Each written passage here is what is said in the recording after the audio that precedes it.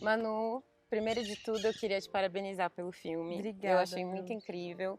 E uma das coisas que mais me chamou a atenção, para além da sua atuação, para além de toda a entrega como artista que você fez, na direção, no roteiro, foi a fotografia e essa coisa colorida do circo. Eu queria saber não só o que te inspirou para Gracinha, mas o que te inspirou a ilustrar dessa forma, né? Tão colorida, tão bonita, brilhante, vibrante. Comenta um pouco. Ai, primeiro, Bru, obrigada. É muito louco poder falar sobre isso finalmente. É um trabalho que juntou muitos artistas talentosos para ter esse resultado, assim, e é um sonho que eu consegui realizar, então é muito legal estar falando sobre isso, então obrigada.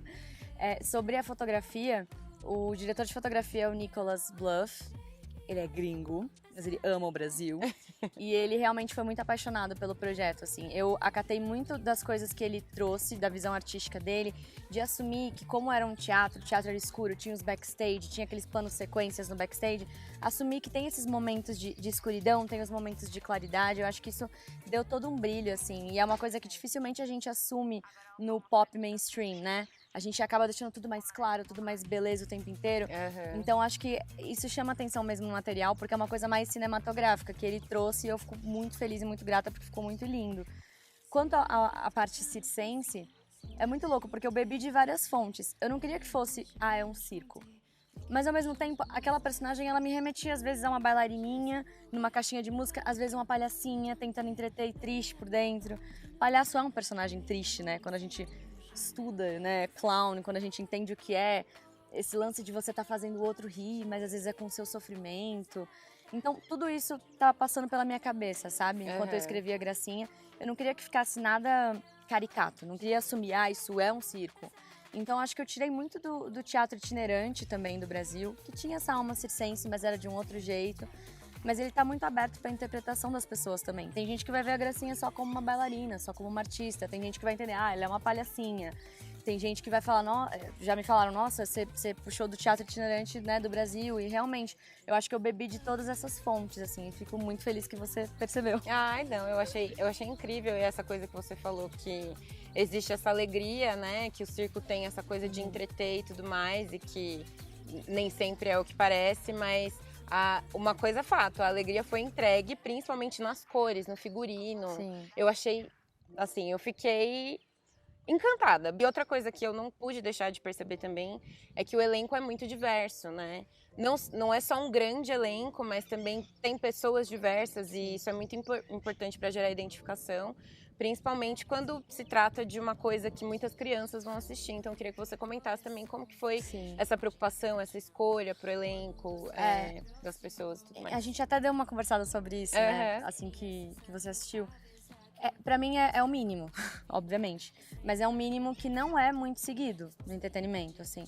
Por às vezes, opções mais fáceis, pessoas que já estão em evidência, que já trabalharam mais, você acaba fechando os olhos para uma grande diversidade de pessoas que tá ali, que são artistas, que precisam ter mais visibilidade, que merecem ter mais visibilidade, que é importante ter ali, justamente, você falou, é um trabalho que chega em pessoas de diferentes idades, né? A gente tá falando de crianças que vão assistir aquilo também.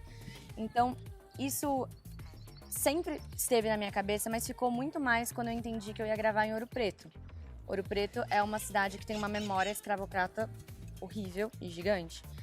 E quando eu entendi que o teatro que eu amei fazer, que era um teatro que tinha uma cara mais brasileira, uma cara menos europeia, mais verdadeiro, assim, era um teatro em Ouro Preto, eu cheguei a questionar, será que é responsável da minha parte então fazer lá? E daí eu entendi que se eu representasse isso da maneira que é devida, da maneira que eu queria que tivesse sido, sabe? Daí, a partir daí vira um trabalho responsável e colocando as pessoas nos devidos lugares, assim. Eu chamei o Loic e a Ana Luia, que são dois modelos e ele também é cantor, é francês, enfim, ele é incrível e um fofo. Eu chamei eles para representarem como se fosse a hierarquia daquele lugar. Eles são o rei e a rainha daquele teatro.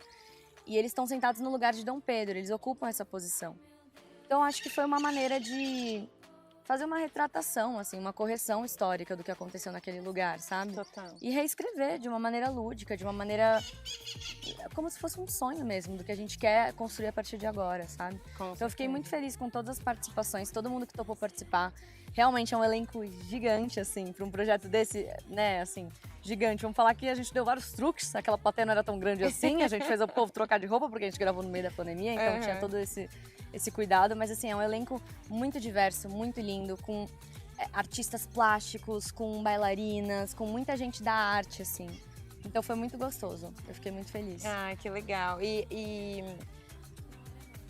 com essa coisa toda do elenco, né? Que são pessoas que me surpreenderam ali, né? Tipo, cena a cena, ai, o Ícaro apareceu, aí depois no final, né? A surpresinha que eu não vou comentar, mas enfim. E como que foi? Você já conhecia todo mundo? Como que foi correr atrás dessas pessoas? Foi uma grande loucura, porque eu sou muito tímida pra esse tipo de coisa, né? O Paulo Miklos eu acho que foi o primeiro, e eu, assim, até agora não acredito que ele topou. Ele foi muito generoso, assim, ele é uma lenda do rock, ele já atuou em obras gigantescas, já fez personagens incríveis, então ter ele para esse personagem de peso que era o contraponto da Gracinha, que é o Baselitz, que é uma outra maneira mercadológica de representar a arte, né, nesse contexto, foi muito forte, assim. A gente não se conhecia, ele conhecia meu pai, né, que meu pai é radialista, então ele conhece toda a galera do rock. Então, ele mandou mensagem através do meu pai falando: gosto muito do trabalho da sua filha. Então eu falei: é um cenário seguro pra eu convidar. Legal. Então eu convidei ele topou. Eu acho que foi uma das primeiras vezes que ele saiu de casa pra trabalhar, assim, na pandemia. Então eu fiquei muito grata. E deu todo um peso, assim. Daí que eu entendi, eu falei: meu Deus, olha o que eu tô fazendo. Olha o tamanho que isso tá virando. Olha as pessoas que eu tô conseguindo agregar. O Ícaro Silva, o Ícaro é um maravilhoso, eu sempre fui fã dele. A gente também não se conhecia, assim, conhecia de oi. Só que a gente trocou muita ideia por telefone a respeito de música. Ele é um artista musical que eu admiro muito também. E descobri que ele também admira muito todo esse meu corre louco. E ele falou: imagina, conta comigo pra tudo. Eles foram muito parceiros, eles realmente entraram no elenco, assim, sabe? Sem desprendido de qualquer tipo de ego. Tipo, vamos fazer um projeto legal. A Titi, né, filha da Giovanni do Bruno, que é assim, minha amiga pessoal. Titi. Foi muito bonitinho gravar com ela, assim, foi eu me descobrindo como diretora mesmo, porque quando você tá ali com uma criança, você tem que fazer o ambiente ficar leve, você tem que fazer ficar lúdico. Nossa, você tem que fazer ficar divertido, você não pode dar medo. Uma câmera inibe, sabe? Eu sei disso porque eu, quando era criança, eu tinha muita vontade de fazer as coisas. Daí meus pais me levavam em teste e eu ficava assim, ó. Eu não falava, eu ficava muda.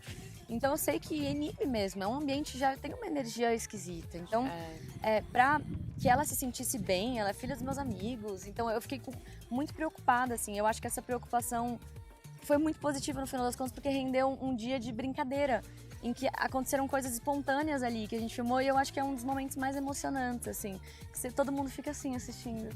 Porque é muito puro tudo que ela viveu naquele dia, né? Ai, com certeza. E o João Cortes, né, pra fazer o narrador. O João é meu amigaço há muito tempo, a gente sempre conversou sobre roteiro, sobre tudo.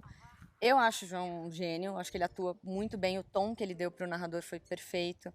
Eu tinha uma preocupação de a Gracinha, a minha personagem, ela não fala muito. O texto que eu escrevi pra contar a história não é a minha voz, é a voz de um narrador. Então quem seria esse narrador? E eu acho que ele soube, na medida, assim, contar essa história, sabe? Ele tinha a malícia de dar aquela ironia que o narrador tem, às vezes, de dar uma cutucadinha na história.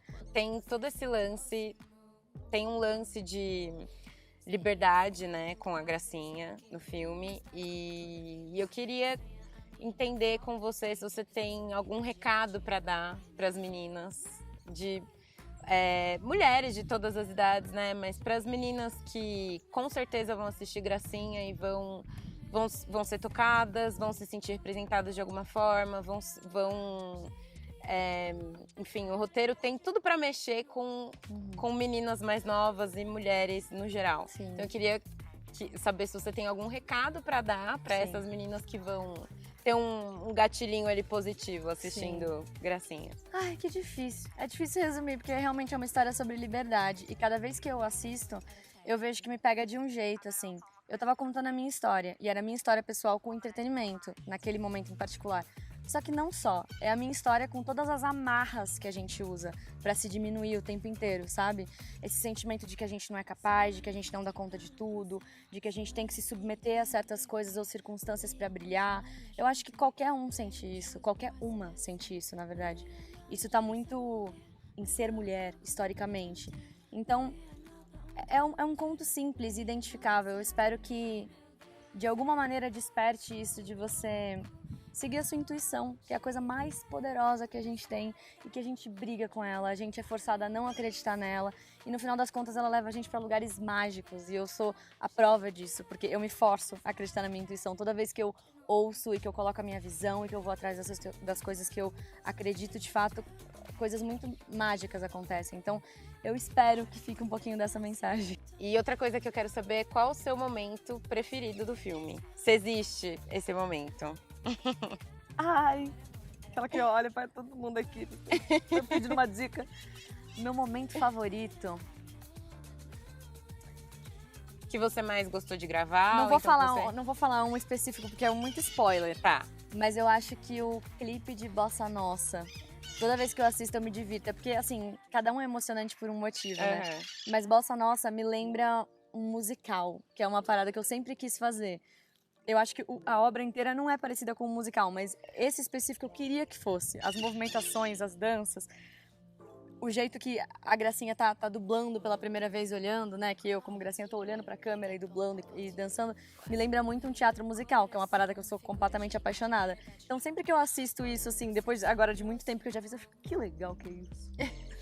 Tem alguma música que, não só na hora de gravar, mas quando você canta ou escuta alguma das músicas de Gracinha que te dá um gatilhinho, você fala, essa aqui pega pra mim. Essa aqui preciso respirar fundo. Ai, Gracinha, me dá um gatilhinho. Acho que essa é a música responsável por esse projeto. É só por conta dessa música que me veio de uma maneira muito louca. Eu realmente estava com uma melodia na cabeça, eu entrei no banho e saí com a música pronta, em 10 minutos. Eu vomitei essa música. Desculpa, palavreado, mas foi o que aconteceu. A artista faz assim, meninas. Então...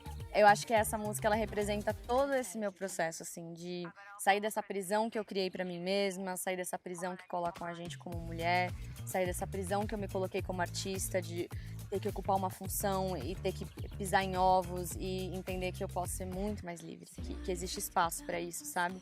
E eu devo ser assim, eu devo buscar ser assim. Então, pra mim, é a música que até hoje eu ouço e dá aquele... negocinho. Ai, maravilhosa. Muito obrigada, Obrigada Manu. a você, O filme tá incrível. Gracinha também tá incrível. E muito obrigada pela entrevista. Obrigada a você.